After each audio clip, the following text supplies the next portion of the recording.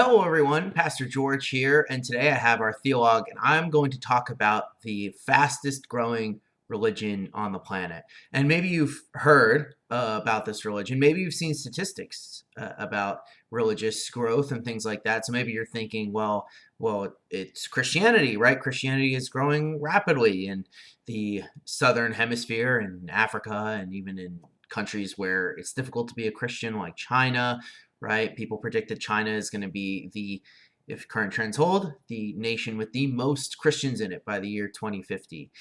Is it going to be Islam, right? Islam is growing very quickly. Muslims have lots of kids, and so that seems to be growing very fast as well. Is that the fastest growing religion? Well, no, actually. The fastest growing religion in the world right now is self-worship.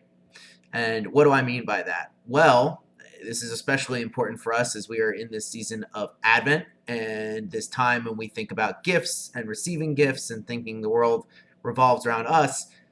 That is the fastest growing religion, right? This belief that we are at the center of everything. So recently, I've read this book called Good Faith, Being a Christian When Society Thinks You're Irrelevant and Extreme, by a guy named David Kinnaman and another guy named Gabe Lyons. And they have these really interesting statistics in here.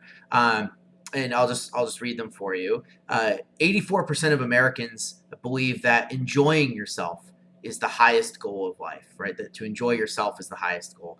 86% believe that to enjoy yourself, you must pursue the things that you desire most, right? So really, in order to have a good life, you have to go after the things that you want.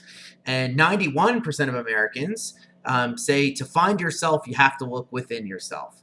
And now I'm wearing this shirt that you all got me today for a reason, right? I planned it for this video, not only because it's a very comfortable and lovely shirt and one of the best gifts I've ever received, but if you look at this, right, this is from the Westminster Shorter Catechism, right? It's the very first question of the Catechism, and the question is, what is the chief end of man? And the answer is, the chief end of man is to glorify God and enjoy Him forever, right? Or man's chief end is to glorify God and enjoy Him forever. It depends on how modern you want to be with it, right?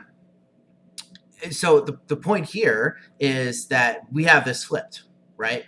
The catechism, and why I think it's important, right, is because it helps to catechize, teach us to see the world as the Bible sees the world, right? So today, lots of people find their most important thing is to be themselves, right? And enjoy life. That is the highest thing. And 84% of Americans, 86%, 91%.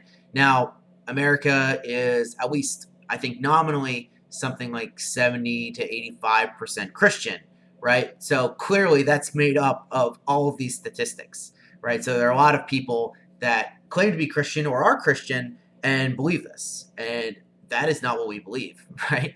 That is simply not the faith that we are given in the Bible. Now, of course, when it comes to surveys and things like this, the way that questions are phrased can sometimes throw people off. But I don't think we actually need to think that deeply about this to see that this is actually true, right? We can look at our own social media accounts. We can look at our own lives. We can look at the things that we engage with in the culture, and we can see it, right? We can see that self-enjoyment, self-improvement is the thing that we put before all things. And that isn't a surprise, right? Because some people will form this into a good, and in ways it can be, but a lot of this does come from like a sinful tendency of wanting to just care about yourself, right? And not wanting to care about the neighbor. Part of what makes Christianity so radical is we privilege the neighbor over ourselves, which is why it can be so difficult to actually follow through, right?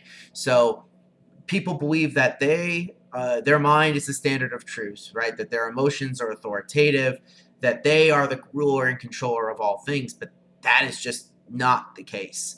And Christmas is a wonderful time to talk about this because it's during this time that we start sending out lists. Some of us, I don't, but some people send out lists of what they want, right? Or believing that, this is their holiday and it needs to be exactly the way it is, or whatever other holidays people happen to celebrate, right?